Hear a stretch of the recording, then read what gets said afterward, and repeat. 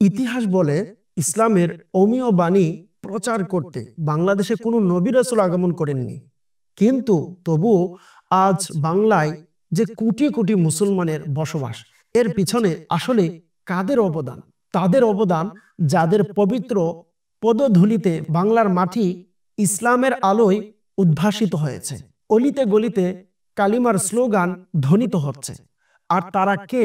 তারা হলেন আউলিয়ায়ে কেরাম। তাদের উদারতা, মহত্ব এবং মহানুভবতায় এই দেশের মানুষ মুগ্ধ ও বিমিত হয়, যার ফলশ্রুতিতে সাধারণ মানুষ দলে দলে ইসলামের সুমহান পতাকার ছায়ায় আশ্রয় নিয়ে শান্তি আর সমৃদ্ধির সন্ধান খুঁজে পায়।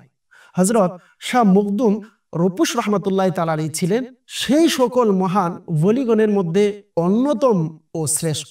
তিনি রহমতুল্লাহ তাআলা আলাইহির আগমনে উত্তরবঙ্গে, বিশেষ করে রাজশাহী অঞ্চলে ইসলামের পরিধি ব্যাপকভাবে বৃদ্ধি পায়। আজ রাজশাহী অঞ্চলে মুসলমানের যে সংখ্যাগরিষ্ঠতা, তাতে হযরত শাহ মখদুম রূপস রহমতুল্লাহ তাআলা আলাইহির অনবদ্য ভূমিকা রয়েছে। প্রাচীন বরেন্দ্র এবং গৌড় অঞ্চলে ইসলামের শাশ্বত বাণী পৌঁছে দিতে তিনি নিজের জীবনকে উৎসর্গ করেছেন। সুদূর বাগদাদ থেকে এই মহান উদ্দেশ্য নিয়ে তিনি এ দেশে এসেছিলেন।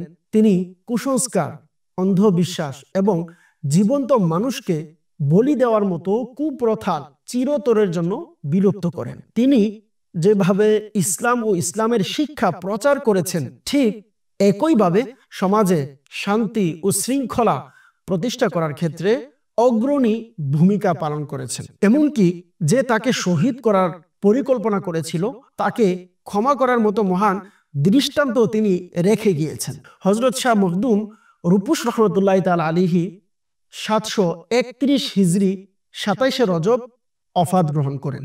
আল্লাহ পাক তার প্রিয় বান্দাদের ওসিলায় আমাদের অন্তরকে আলোকিত করুন, আমিন।